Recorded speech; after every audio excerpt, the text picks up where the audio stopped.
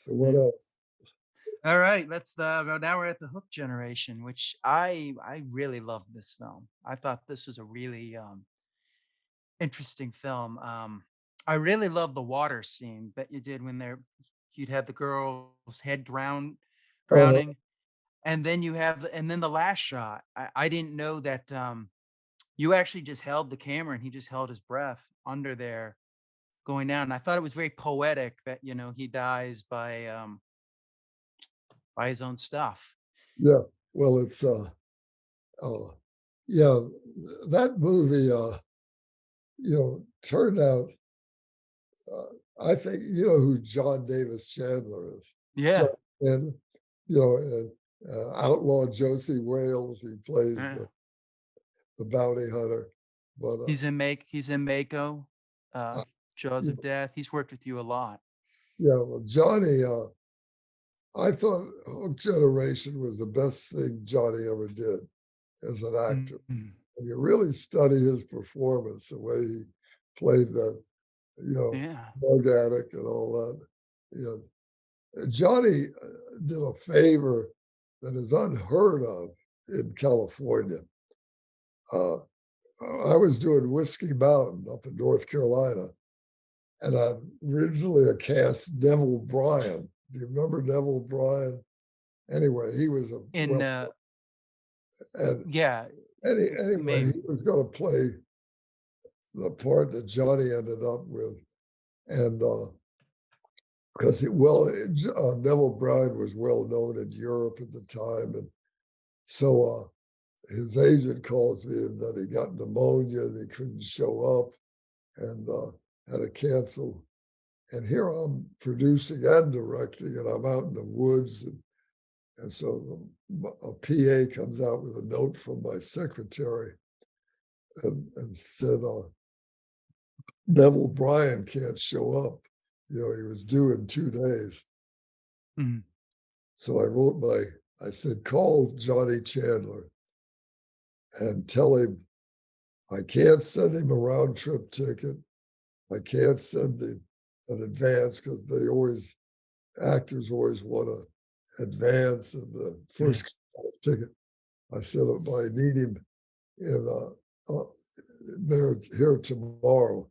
And Johnny trusted me and showed up, and so Johnny was great. I really liked working with him.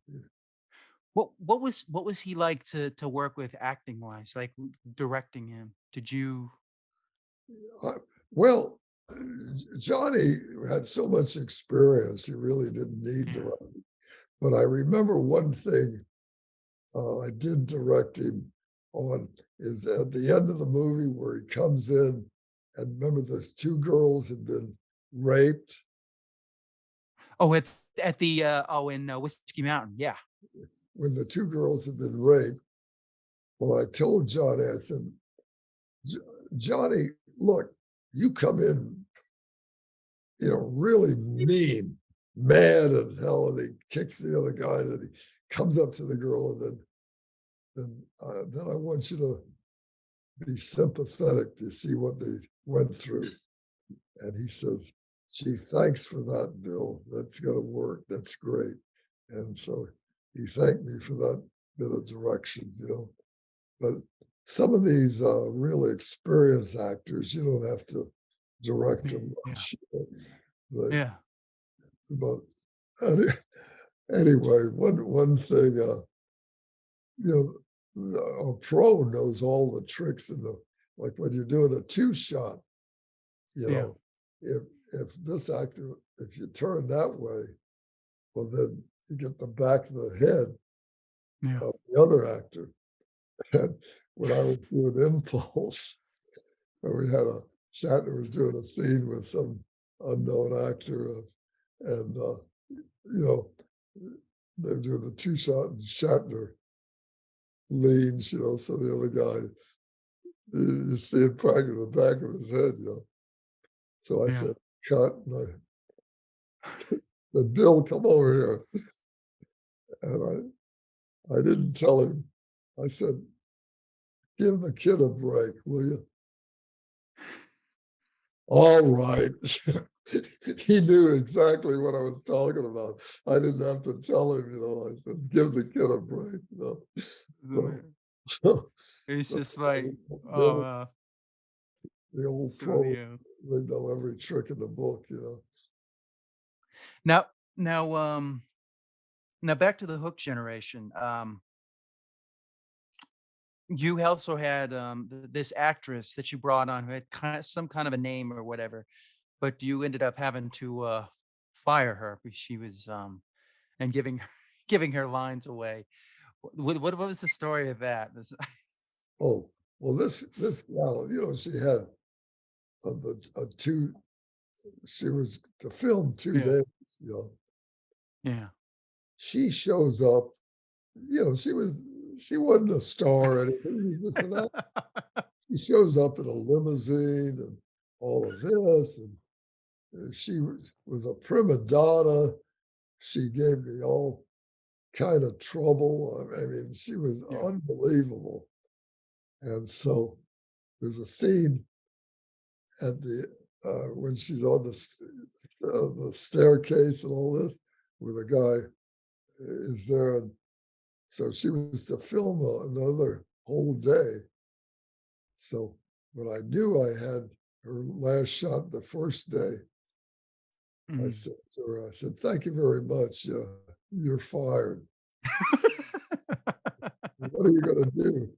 And I just sat down and I rewrote that thing with Johnny Chandler and all, where he comes out, Yeah, and just gave that to that other girl, and you know, nobody knew the difference. So yeah, one thing I never did put up with was problem yeah, of honest, they because it's hard enough to make a movie yeah. without somebody giving you the star treatment. Especially somebody who only has two lines. It's like, what are we doing here? I also like the marketing that you did for Hook Generation. You guys put them in these capsules Oh and yeah, handed them out to school. Like I could never see that being done today. People would be like, "Oh my we, god, we you're promoting drugs." You're little capsules, uh, uh, get hooked on the Hook generation, playing at your local theater, and we'd go by the high schools and the colleges and throw out hundreds of these capsules. So yeah, and I'm sure it worked because oh yeah, people are like, those days are long, the way we used to promote movies. yeah. Well, one thing I thought was really you've got the shot where, Willie is getting struck with the snake. What did Yeah. you how'd you shoot that? Well, I used the real rattlesnake, but on the actual strike, I had a stuffed stuffed snake, a Yeah, real snake, but it was dead, and so I, did real fast cut, where it hit him and all that, and then would cut to the real snake and all that. But but but you know, yeah, when I did, well, do you want to talk about Stanley and all? yeah, oh, yeah, we're gonna get to Stanley. Oh, I have a lot I'll a lot to talk about tell you Stanley. something with Stanley when we get to Stanley. So, Yeah, I'm fascinated. Alright, so let's get to, let's talk about the Naked Zoo, okay, which I think is one of your most underrated films, 'cause uh, I really enjoyed it. I thought it was different from all the other stuff that I had watched. uh, Can you talk a little bit about, coming up with it? I mean, I know you talked about, what was it, Coconut Grove, like, it kinda came from so, that era, well, but, Coconut Grove at that time was sort of the hippie area of Miami, mhm, you know. So I wanted to do because the hippie stuff was all the rage back then. So uh, so anyway, I originally had titled it The Grove, but a lot of people didn't know what the Grove stood for, so we ended up. but Stephen Oliver, had his own. He was a star of that TV show, and so I sent him the script, and he liked it, and then I told you how I got Rita Hayworth for the part. But anyway, and Rita Hayworth was from the old school, and I'm used to one or two takes, you know, Yeah. and so I put in my budget where I'd do 6 or 7 takes, and Yeah. so the first day I'd do 6 or 7, and then the second day, I'd do 4 or 5 takes. And finally, once she got confidence in me, then I was down to 1 or 2 takes. Yeah. So, so that's what, Did you sense a reluctance that she trusted you as a director when you first met her or when you were first working with her? well, met her in her home. She lived next to, what was his name? Uh, anyway, she moved next to some famous actor, uh, Mm. but she had looked at Hook Generation with her agent, you know, and they sort of knew that's what was happening today, and but she was getting Alzheimer's at the time. And we didn't know what Alzheimer's was, and Mm.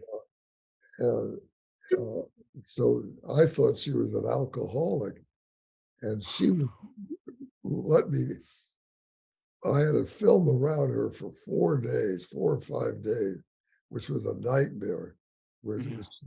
She was in her hotel room and couldn't work and this and that. So it was a tough thing, because now Alzheimer's is really well known, disease, but back then, she was starting to lose it a little bit mentally at that time.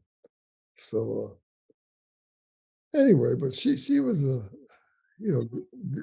good trooper. She was Yeah. and she was scared to death of being in an automobile because she had 2 friends that had been killed. Ali Khan, I think, was Her husband. killed, and Mm. my poor wife was driving her one time, and like a guy cut. She had literally fell on the floor.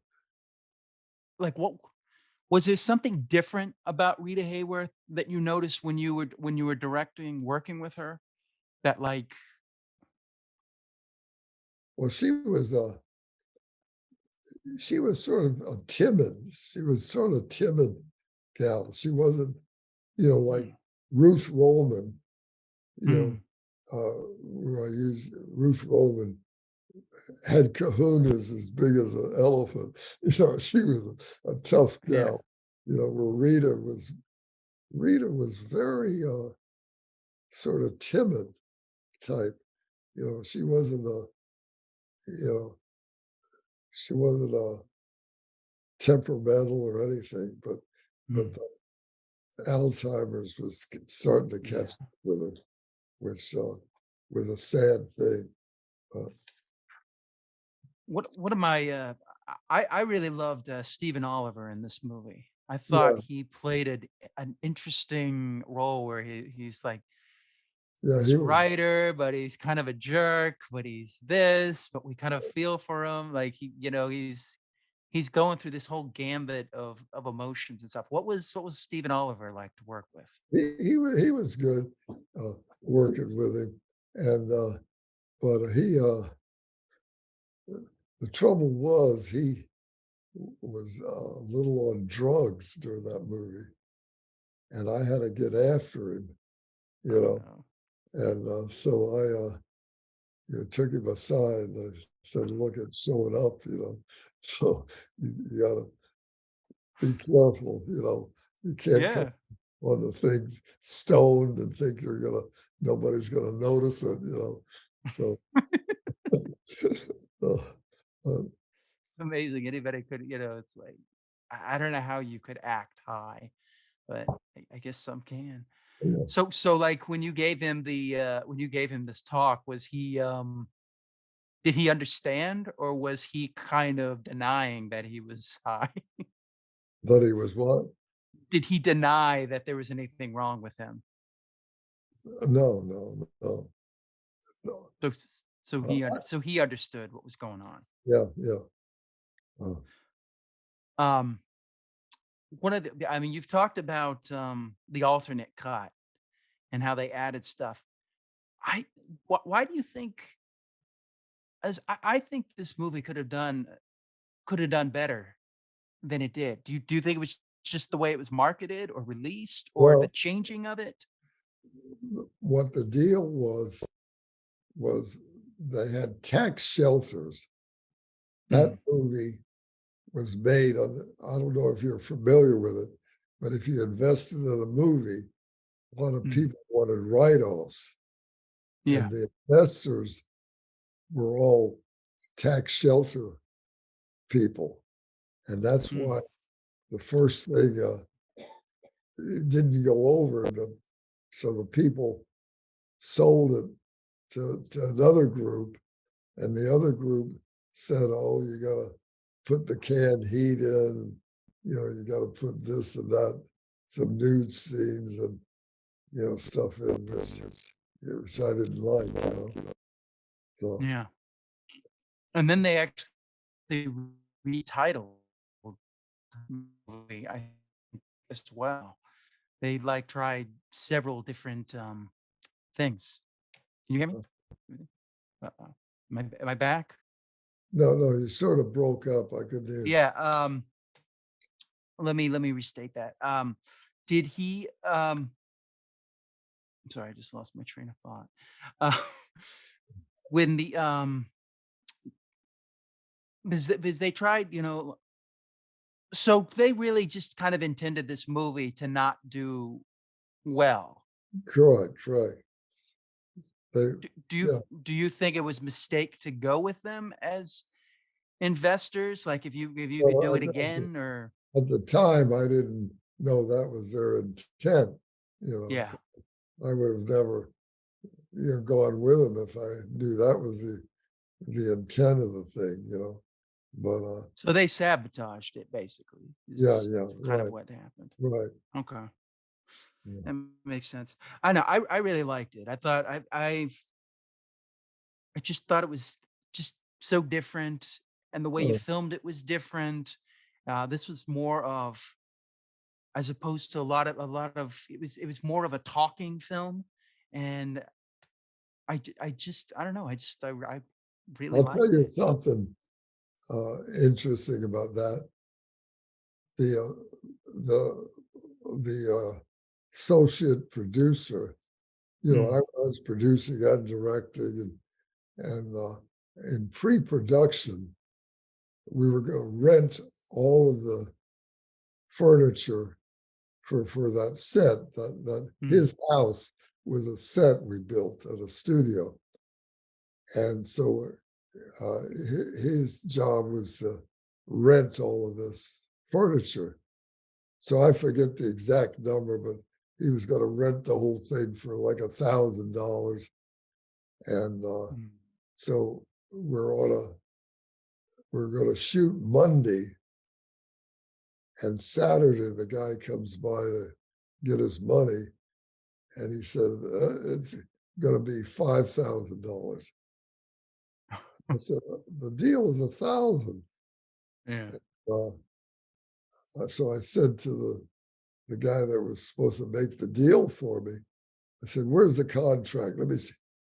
Well, I didn't get a contract, Bill. And I said to the guy, "I got two words for you. And the first word starts with an F, and the second word starts with a U." And everybody panicked. what are we going to do? This and that. So I got the Yeah. whole crew together and I said, you bring in a lamp, you bring in your kitchen table, the whole thing. Oh, And yeah. we did the whole thing, with stuff. That's similar to, what had happened on the Hook generation. The pretty girl there, she said she would do a nude scene, and then when you got to the nude scene, she was like, "Well, I don't wanna do it now." Oh yeah, I had to bring in a double for that. Yeah, It's like, yeah. "Come on." Just just do the nude scene. So that back scene of her was a double, you know. Remember where So, she uh, yeah.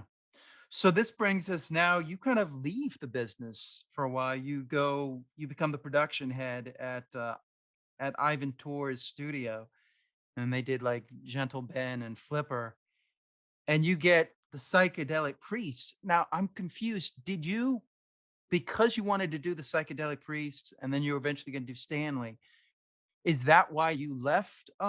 Did you leave Ivan's, the or were you still doing psychedelic it? priest Mm. done prior to me becoming president of Ivan Tours. Okay, prior. Okay. See, so when I became president, Ivan Tours was uh, noted for family stuff, flipper Yeah. gentleman, et cetera, et cetera. So I didn't want to be associated with a, hippie drug related film. Okay. Okay. Oh, So I that's see what why I happened. didn't take director's credit. You Yeah, you're follow just me? So I just took cameraman credit, photographer. Incidentally, I Yeah. shot that with 3 people.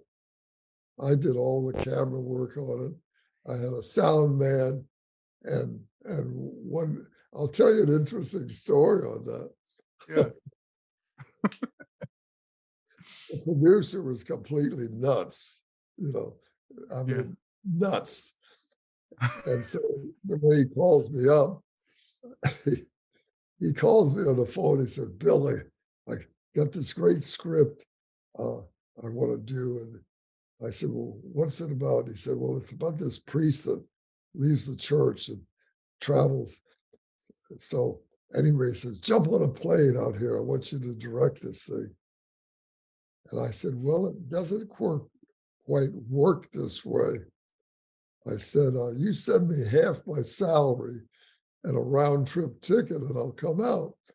So a week or two later, round trip ticket comes and half my salary. So I go out and he meets me at the airport and he wouldn't send me the script, but he told me the basic concept of it. And I said, come on, take me to my hotel room. I want to read the script. I'm in trouble, Grefé. I don't have a script. What? You brought me out here. You don't have a script. Anyway, long story short, you know, we're sitting around and he had put this deal together with trading stamps. Nobody knows what trading stamps were, but back then it was a way sort of to beat the IRS.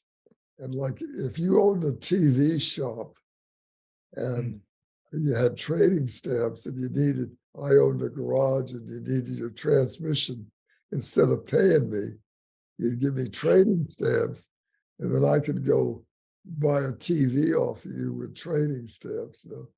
So some way he'd raise these trading stamps. So uh, Oh, man. anyway, we're sitting there and we're at the Ramada Inn Yeah. on Sunset.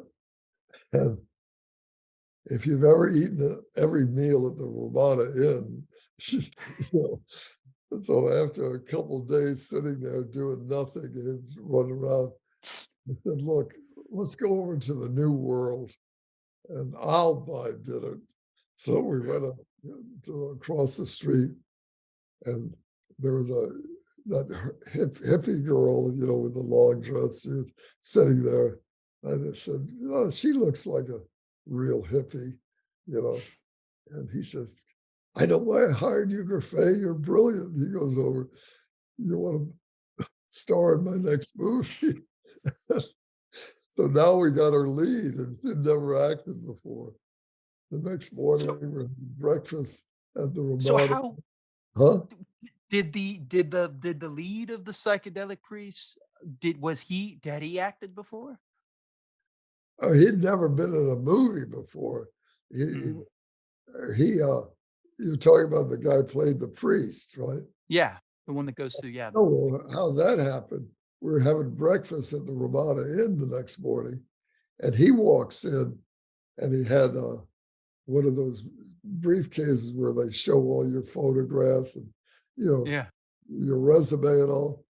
I said, now that actor looks like a young priest.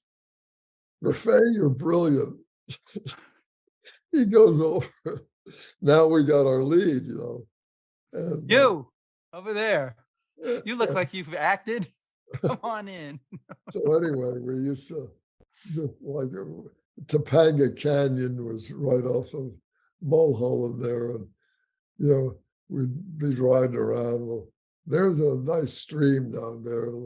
Let's dream up something to shoot on the Yeah, stream, and I shot that thing without the stream, and then I said, you know, I've always, being from Florida, I like to see snow up at Lake Arrowhead. It's snowing. Why don't we go up to Lake Arrowhead? And we yeah. winged all of that. you know, I just, So so interesting. This is interesting now. yeah, We're riding down Sunset. See, all the hippies were uh, living in the hills, and they were in doorways and all that. And so we had a handheld area, and we were shooting all the hippies walking around on Sunset there.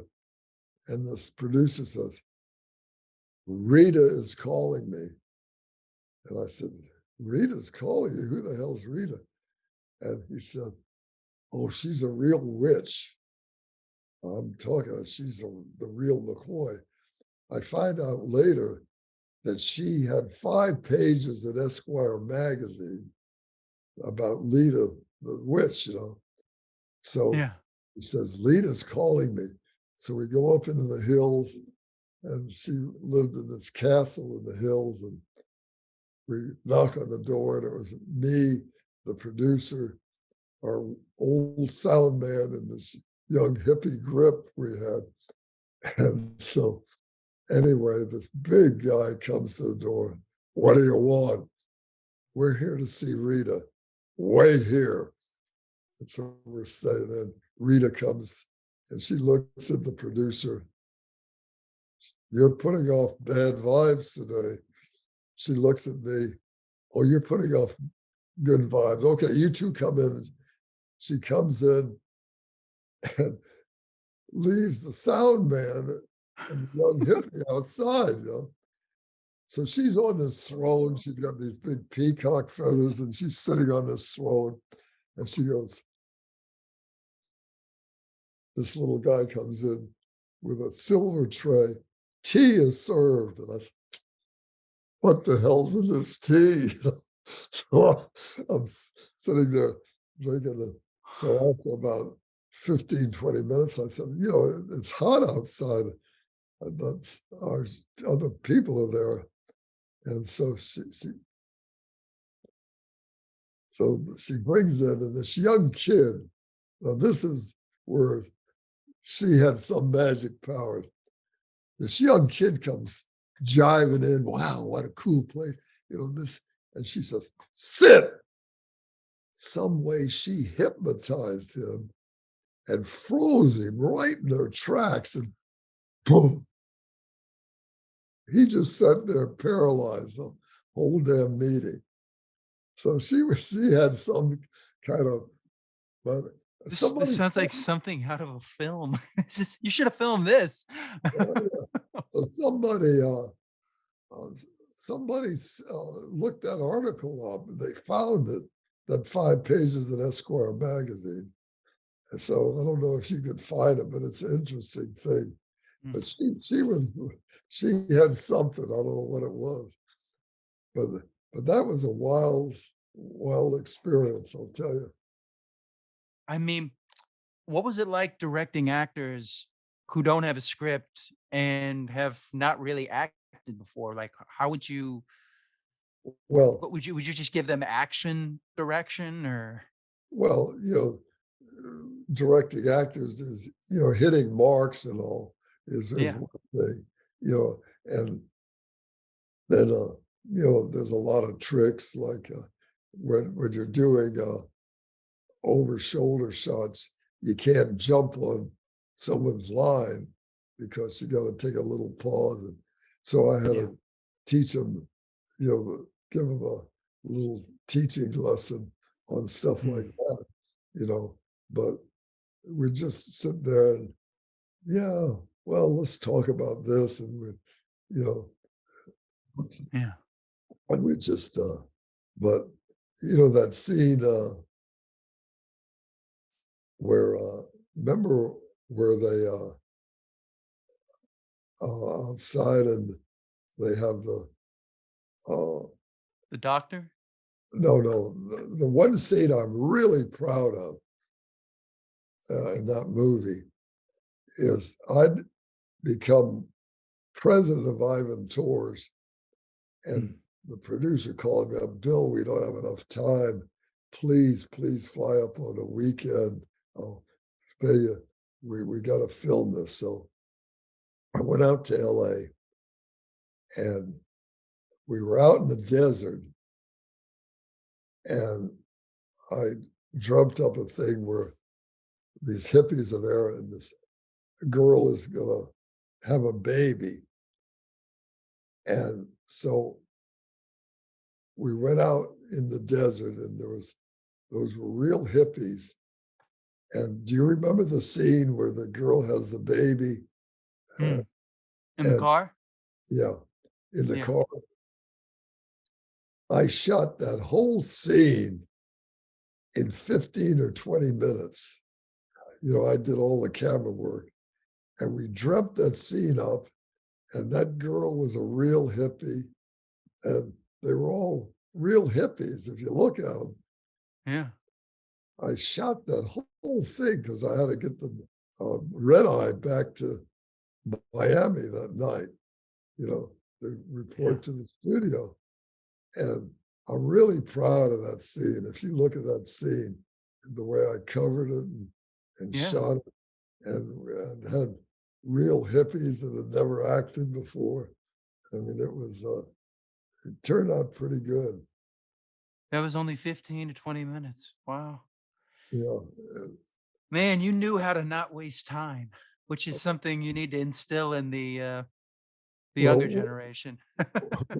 one thing that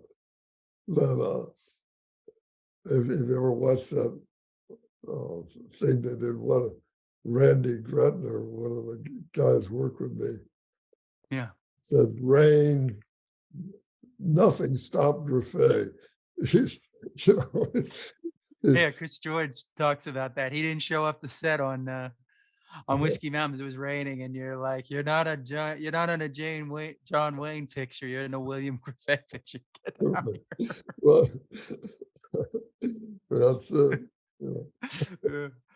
So this brings us now to Stanley. So are you still when you do Stanley, are you still Ivan Tours? Are you still doing the head of production or Yeah, did yeah. you leave? What happened? See, my deal, when I became president of studio,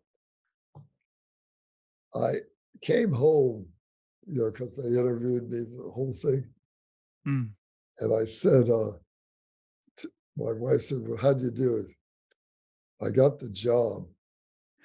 Why are you so depressed? I said, I got to go to work every morning at 9 o'clock, because in the movie business, you work your ass off 14, 15 hours a day. But when it's over with, you can relax. And but I had to go to work. And so I was depressed that I became, but when I took the job, I said, I've got to do one independent film a year on my own, and I'll give Ivan first crack at it, you know. Yeah. And well, Stanley He's was not gonna do Stanley. Stanley was not exactly a kid-oriented movie, so, he turned it down, and that's um, Yeah, the way I got Stanley. It was interesting. Do you wanna talk yeah. about Stanley Yeah, now? let's now we're at Stanley, let's talk about it. Well, right then, the big thing, I was out in LA, and Willard, was a big independent film and did real well, and I knew if you're the 2nd film out, you'll make money. Mhm. If you're the 4th or 5th or 6th, you're not gonna make money. So I don't know what the hell I ate that night, but I dreamt Stanley. And Mhm. the next morning, Crown International had signed, had bought Wild Rebels from me, and, so the, head of that was, uh, an old crusty guy with a cigar out to here, and, well, forgot his name right offhand, but, anyway, I called him up and said, "Hey, I got an idea for a movie, you know, he said, "Okay, well, send me the script. I'll read it over the weekend." I said, "I don't have a script." "Well, send me a resume." I said, "Oh, I don't have a get the hell off the phone." I said, "Please." So I went to see him. Yeah. Red Jacobs was his name, Red Reg Jacobs. yeah. And so I went to see Red, and he smoked these big cigars out to here, And he had a big box of cigars on his. So he said, "What the hell you bothered me for?" And I said, "Let me tell you the story." So he brought in his head of vice president and the head of publicity and here. So when they were waiting for them to come in, I reached in his box and grabbed one of his cigars. Those damn things cost a buck a piece, which was a lot of money back then. Yeah. Let down. And they said, I said, "Relax, Fred. Come on, relax." So I told him the whole story because it was all in my head. Yeah. And he said, "How much will you make this movie for?" And I said, $125,000. You got a deal. Well, I knew a handshake with Red Jacobs was as good as a contract. Yeah. He says, "I'm going to put one monkey on your back. I got to have this movie by April 15th, which was the magic day drive-ins open around the country." Yeah. And here it was almost early, just starting December, and I had no script or anything. So I wasn't about to turn the deal down, but I knew I had to start shooting almost immediately, you know, so I wouldn't turn the deal down. So I thought, okay, Gary Crutcher, he's the wild writer I know. And Gary was a pill popper. The first time I met him, he had a briefcase with uppers and downers, and he had a 45 automatic, and he was like completely nuts. So I said, "Gary Crutcher," I said, "Gary, meet me at the LA airport. I got to take the next red eye back to Miami." So he Yeah. met me on the airport, and I took a yellow pad and I wrote down all of the characters. And scene one, this happens, blah blah blah. So I wrote everything down, and this was a Friday night. I said, "Gary, I have to have a screenplay Monday in Miami." Well, there were no faxes, there were no emails or anything, which means he had to finish the thing Sunday night, put it on an airplane, and give it to me Monday. And so he wrote the thing, and, he just popped pills, stayed up for 2 solid days, and wrote the thing based on all of my story. and so we started shooting about 2 weeks later. And but it was interesting the way I got what the heck was his name? The actor from Godfather, Oh, oh yeah, Alex Rocco. Alex Rocco. The way I got Alex Rocco, he was in Miami promoting The Godfather, and I hired him, and Paramount was paying all his per diem and everything. So I stole Alex Rocco from Paramount, paid everything, except his salary. I paid. And interesting thing on. Do you want to talk about Stanley now? Yeah, yeah, let's talk about Stanley. Interesting thing, when he at the end of the movie where the snakes come, Yeah. he came up to me and he said, Grefé, I've been an actor for 10 years. I've never refused to do what a director tells me, but I am scared to death of snakes. Yeah. I said, no problem. I'll get some rubber snakes. I'll have you fight them. No problem. So I had two handlers, and they each had two snakes apiece, hiding behind that barn. When he Yeah. comes off the pool, I hit him with all of those snakes. I mean, Did talk he about think they were panic. rubber snakes at first? Well, I had a couple rubber snakes, but the rest I hit him with like 10 real snakes. So he knew immediately. He didn't know it, but the minute he hit the water and came up, I hit him with all these real snakes. And talk about panic. He really panicked. And he Man. won the Emmy. He was in New York on Good Morning America, and he said, "Have you ever done a movie that had any trouble with the director?" And he says, "There's this insane director in Florida that, that hit me with all these snakes." And my daughter Melanie, Melanie is Yeah. she was doing a movie with Alex Rocco, and he heard her name, and he said, "Are you related to William?"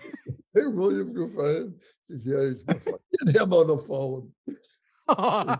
Grefé, you son of a bitch. So he was a good Was sport. was he, like was that, like, the last day of shooting with him? I mean, like, did you have to get another take of the Yeah, that was good. snakes? Yeah, I'm wise enough not to do that in the middle.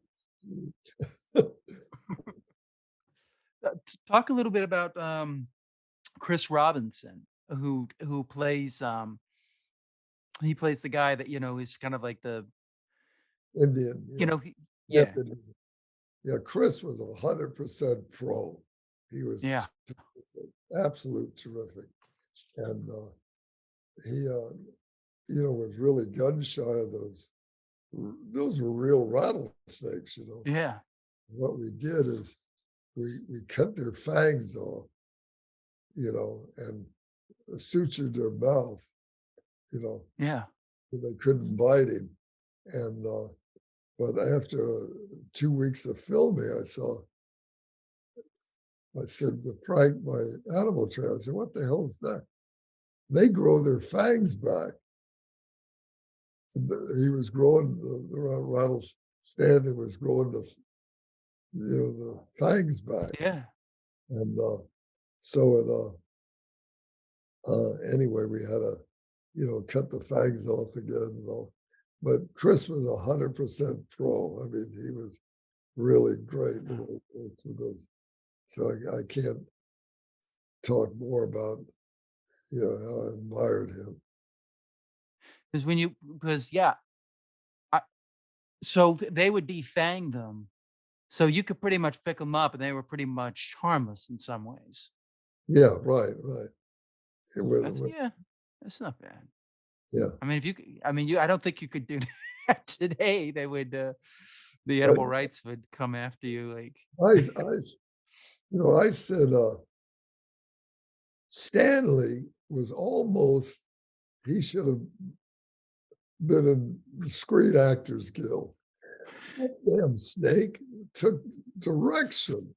I mean, I don't know if you remember the scene Yeah. where Chris was in the boat with the outboard motor and Mm. Stanley climbed into the boat. I mean, he was supposed to climb into the boat and all of that, and he did one. And then where Stanley drags the canteen up to the Yeah. graves there. I mean, the damn rattlesnake did everything. Was a good actor? I mean, it was amazing. You know? Better than the girl in the Hook generation? Right, right. I mean, it's just I mean, that's so cool. I mean, yeah, I mean, if you could get them to, like, not Uh, bite you, I mean, yeah, it's pretty safe, right. you know, which is interesting. Um, yeah, and you had to I read that you had to start filming. It was November and the things comes out in, like, April 15th because you want the drive-in stuff. Oh, yeah. Yeah, it was see, what I tell young filmmakers was preparation is the key. So many young filmmakers, they fight to get the money. "Oh, God, Yeah. got the money, let's make a movie." Every movie I ever made, like, if I got the money, I wanted 6 to 8 weeks of preparation. I wanted every prop, I wanted everything organized, and the only movies I winged is I had to wing, Tar Death 2. Wish, and I had a wing, but I had the experience, the Yeah. wing it, you know, but, all the other movies I made, I always wanted, a lot of 6 weeks prep and get everything organized and make sure, you had all the props and the costumes and everything, uh, because Can you talk a little bit about your preparation, about how you would start? How would you go about, preparing? Would you start with just shots yeah. or Well, first you go through it, you see all the props you need, you know, Mhm. and, like, I've seen some movies where you're supposed to have champagne and they forget to buy the bottle of champagne and it's held up. Yeah. And so you go through all your props and and have all the props, in the prop box ready so you got every prop. If it calls for a, a gun or something, you got to see what kind of gun you're going to have and how Yeah. like this thing with Alex Baldwin, that should have never happened. You know, I I mean, know. see, but my belief on that, I know that gun real well. Alex Baldwin, Yeah. that gun is what's called a single action, which you cock it Yeah. and pull the trigger.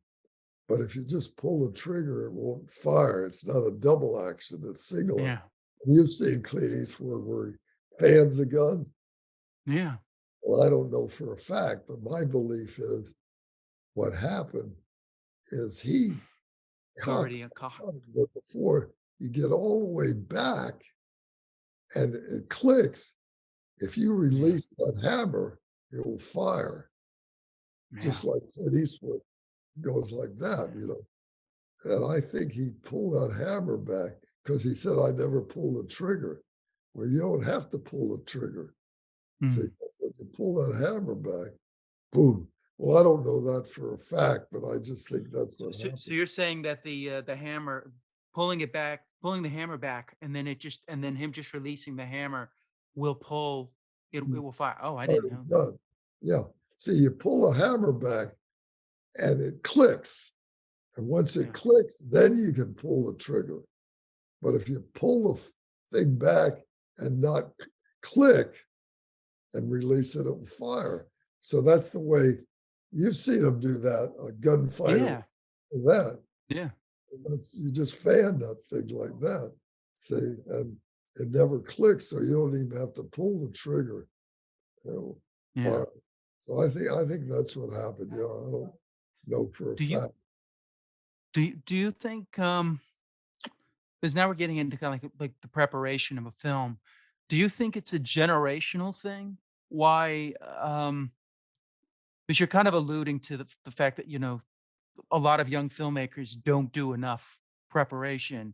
They kind of wanna wing it because, like you said, they fight to get the money. They get the money, and then they wanna just shoot immediately Right, without having thought of the shots, and then they're gonna go over budget. Do you think it's do you think it's a generational thing because you came from. yeah. Yeah, I think I mean, right now, when I don't know if you saw on YouTube, I did that thing, a little 7-minute thing called Thumbs. Did you ever see that? You No. you I go to YouTube and type in Thumbs, William Grefé, Thumbs.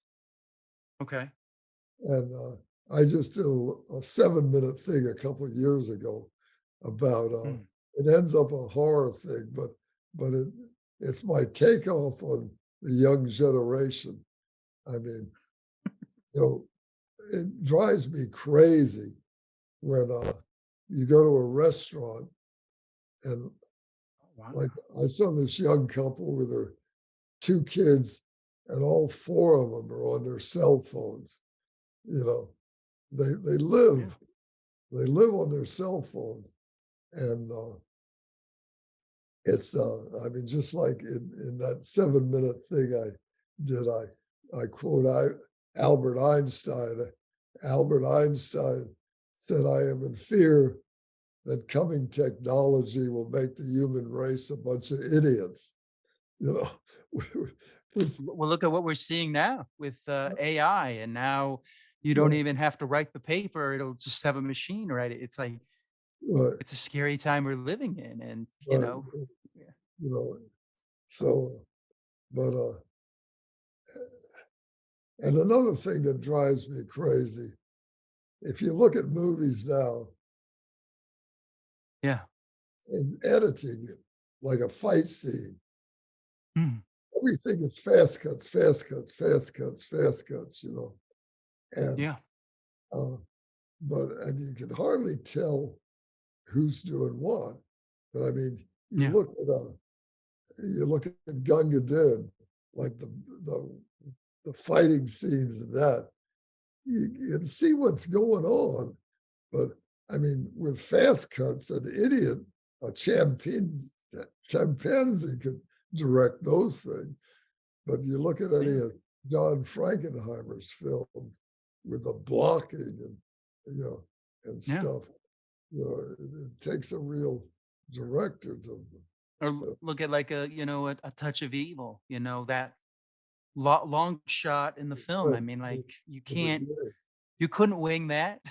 Uh, but, I mean, that was amazing the way they did that with huge cameras and all that. Yeah. You know? I mean, yeah, those cameras were super heavy, and like you said, you're using film. Even if you have a lot of money, you got to get a lot of film to do. It's just it's not the same. That's why I think in some ways, now anybody can make a movie. But like to do it like when you were doing it, you did have to know what you're doing, because if if you didn't know what you were doing, you would like might shoot it backwards or not Oh, hit the right speed, and it would be, like, unwatchable, it just. right. And see, another thing too is you never knew what you shot till the next day. You had to send the Yeah, film in, get it developed, and yeah. then so something. Uh, There's kinda no excuse for it to be bad today, because it's like you have all the advantages that the previous generation did not have. You can see it right after you shoot it. I mean, you can hear the sound. I mean, it's like the only thing, but I think you get to the heart of it is the pre-production. A lot of them like to, skimp on that. And it's like when you get that, it's like you need to know what you're going to shoot. every day, or you're gonna fall over, over budget. You need to be Right. in line. Yeah, It's best to be ahead of budget. and, that, uh, 7-month deal, Melanie, just, with the first AD on, Manhunt, Mm, 170 people in the crew. yeah, Let some of these guys try and make a movie with 3 people. they wouldn't be able to. And I mean, They wouldn't be able to do it, I with the and, limitations you had. I mean, most of my films, I had maybe 8 or 10 people on the crew, and sometimes yeah, would lie, to make titles to make it look like we had more people in the credits, we than got we Paul had. Fred here, You know, so, yeah, Joe it's John in the,